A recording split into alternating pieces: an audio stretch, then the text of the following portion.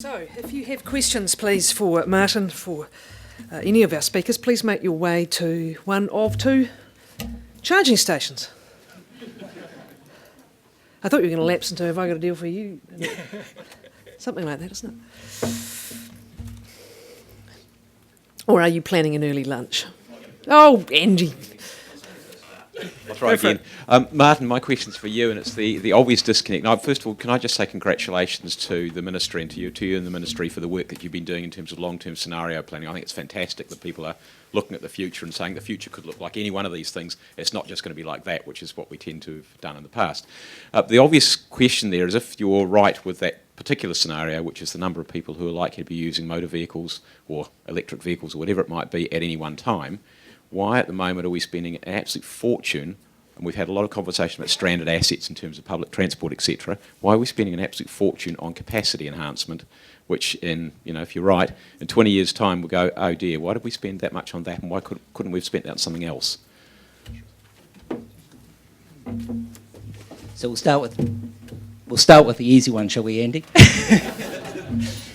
So I think the short answer is there are certain things we are just going to have to keep doing until this change occurs. I mean, if you're an Aucklander in the audience, you'll know that sitting in traffic in Auckland right now is a nightmare. So I think we have to understand that there's a transition we are going to have to manage over the next 2 or 3 decades. My challenge, I suppose, is let's get started on seizing the opportunities around the new dimension. So let me just expand this a little bit, because this is a piece of work we're doing with Auckland. I mentioned it a moment ago. We're trying to introduce this new dimension, which is let's think about demand-side interventions we can start to pick up. And what I'd like to see is think much more actively around is instead of just thinking about motorised travel as being a binary choice between public transport and private vehicles, to recognise in the future the third option will be mobility as a service, which will be car sharing, ride share, and a range of other ways where people will choose to travel together. And if I stick with the Auckland example, 2/3 of daily journeys in Auckland will require some sort of vehicle other than mass transit solutions, because people live and work in places where mass transit won't work. So this third option of mobility as a service is the game changer. And the real challenge for us, I think, both in the public sector, central and local government, and in the business sector, is how do we start to move towards incentivising these sorts of things to happen? And that can be done with employers thinking about the options they provide their employees. It may well be that there are opportunities for both central and local government to incentivise. And the risk here is that people say, we tried rideshare before, that where you stood at a certain point on the road and hopefully someone picked you up. Well, actually, Uber and Lyft and others have shown actually there are far more sophisticated ways we can do this. And my guess is that when people discover it, they'll work out it's much cheaper, it's more convenient, and they have far greater choice than they have at the moment by owning and travelling in their own vehicles. So the real challenge going forward is how do we start the movement towards demand-side shifts, rather than assuming the answer to every problem in a congested city is more supply. Anyone else want to speak on that? I'll just pass these along, gentlemen. Thank you. We'll go to the next question otherwise. Thank you. Sir, welcome. Hello, my name's Thomas Curtis. I've got a question. I think it's really for Greg, but anybody can answer it. It's around demand response. We can see that in the profile that you showed us that there's excess electricity available without stressing systems too much. And there's probably even a good reason to have a demand response system available for the general public if they have a battery system and some solar. You said it's some time away, some years away, but when I look at it, the technology's there, the batteries are there, the software's there. What's getting in the way of it happening? Is it the will to do it? And by whom? Who's not willing to do it?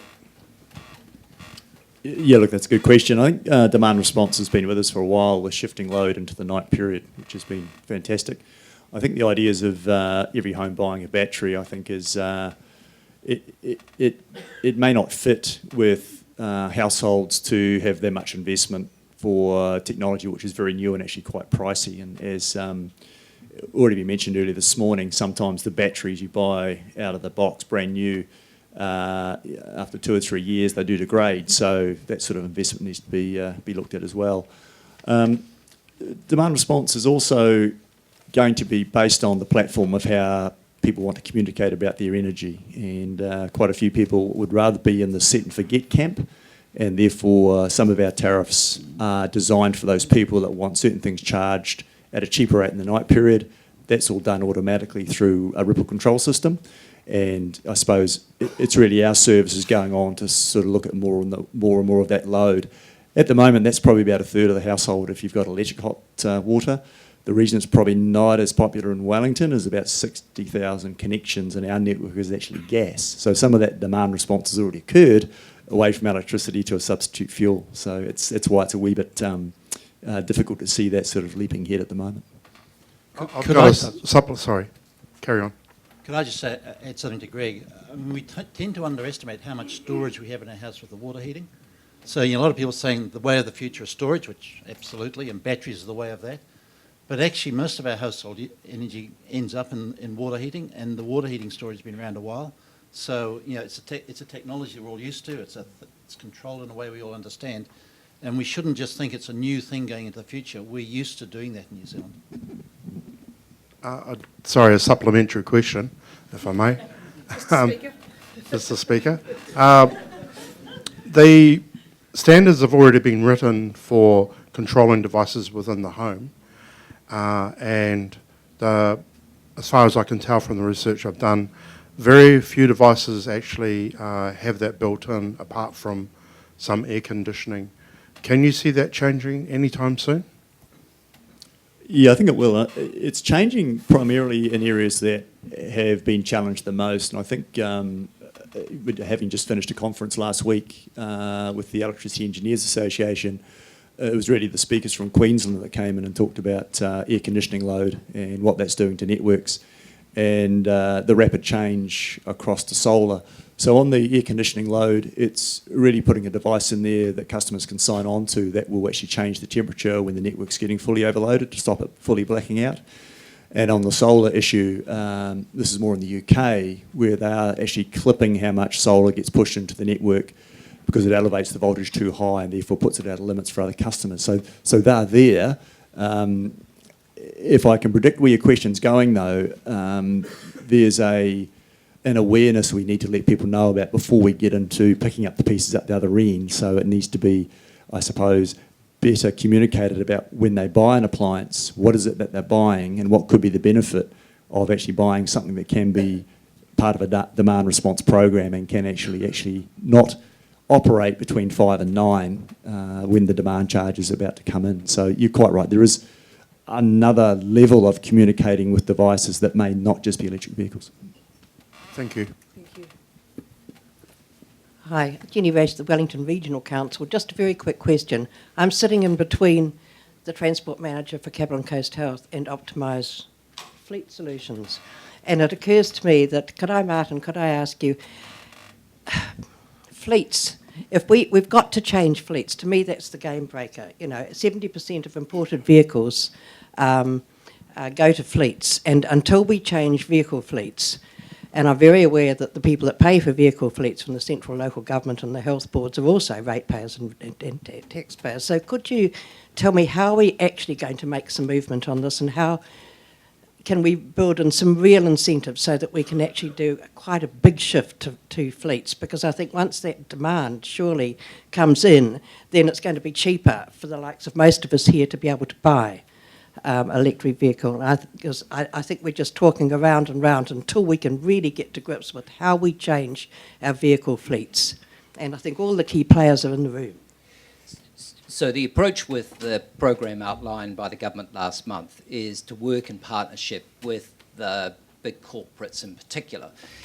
And this is where the whole program was co-created with the Sustainable Business Council. So I think the leadership of people like Christopher Luxon at Air New Zealand, Fraser Winneray, and Greg's talked about what he's done. That's where some of the big corporates are standing alongside us and saying, we've got to do this. Partly that's about brand for some of them, but for some it makes financial sense, because actually corporates can look at this from a whole of life point of view. It's not just the upfront capital cost that you and I as private buyers might think about. And that's why the program involves, firstly, we're trying to reduce the whole of life cost. The RUC exemption over a 5-year period is the equivalent of about $3,000. So, yep, may not seem a lot of money, but that effectively is a $3,000 grant to the corporate buyer in terms of tax avoided, as it were. Trying to create tax certainty both about how IRD will deal with residual values and FBT, so it's equalised with other vehicles, also allows corporates to have certainty about whole-of-life costs. So the game plan very much is to work with partners who are equally engaged in this objective, and to give them, from a business point of view, some financial certainty about the whole-of-life costs. Now, if we get that away, my view is you will start to see very significant numbers of electric vehicles on our roads, and along with the work that Mike's organisation will lead in terms of information and the contestable fund, you will see a process of people starting to recognise that EVs are a natural choice for New Zealand consumers. How many vehicles in the Ministry of Transport's fleet is EVs? So we don't own any motor cars at all. Well, how are you encouraging NZTA to actually change? So that's the whole point of the joint procurement. The Ministry of Business, Innovation and Employment is leading this process. So they've been tasked with running joint procurement, so sitting down with local government, with district health boards, with the education sector, and with the corporate sector, so that we can bulk up the purchase bids. And that was the point I was making about giving the distributors some certainty about demand. It means Toyota or Mitsubishi aren't having to go to headquarters and say, supply me some vehicles we can put in showroom floors. They will have a bulk order from New Zealand Inc. that makes it a no-brainer for them to supply this market. One more. Could I just add that one further thing? If you go onto the EECA website right now, you can see a total cost of ownership tool, and you can try out the vehicles you're interested in to see over the life of that vehicle. It's actually worth doing. David Lee, Wellington City Council. This is also another question probably for Martin. Norway leads the world in terms of EV uptake. They're very progressive, very bold and brave with financial incentives and disincentives. What do you think is New Zealand's appetite to bring in similar type measures? I know EECA has a very attractive, kind of almost bridging type finance for corporates or government to bridge that financial gap, but what other financial mechanisms do you see would be quite palatable for New Zealand? So we've obviously looked very hard at other countries, and in particular the success that Norway's had in this space. So we've looked at the range of options we might have. The program that was outlined last month recognises, I think, that in New Zealand we don't tend to use our tax system to pursue public policy objectives. We try to have a very clean tax system. The opportunity to give grants or forgive, GST were all issues that were explored as part of the package development. Where we've landed is the extension of the RUC exemption, which is essentially us foregoing revenue into the National Land Transport Fund. As I say, from a corporate point of view, that's equivalent to a grant of about $3,000 over 5 years. So we think that, combined with the other program, is an appropriate mix given the general approach we take in New Zealand. Very, very, very strong sense that we don't want to play with the broader tax system, because the reality is if you start doing it for electric vehicles, it's very hard to argue why you wouldn't forgive GST on vegetables and a range of other things. So, what we've got is a package that fits the New Zealand model. And even the RUC is a multi-tens of $million scheme from the government in Oh, yes. terms of what it's offering. Yes, I mean, the RUC adds up to tens of millions, and depending on how much we see in the heavy vehicle area could add up to, you know, $70 or $80 million.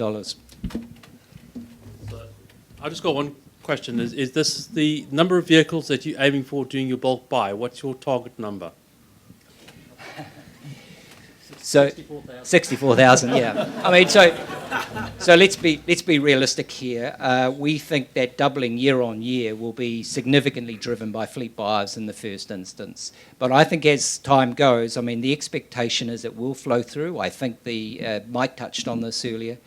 I think we will see increasingly private citizens buying second-hand import EVs out of other markets, including, you know, the UK and Japan. But it's unlikely the corporates are going to buy second-hand vehicles for a whole bunch of reasons.